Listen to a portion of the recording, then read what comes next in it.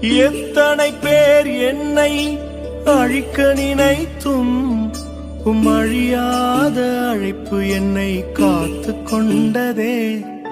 துரோகங்கள் வீண் பழிகள் என் மேல் விழுந்தும் கரைப்படாத கரங்கள் என்னை தாங்கிக் கொண்டதே. எஜமானனே நெஜமானனே என்னை அழைத்த எஜமானனே எஜமானனே நெஜமான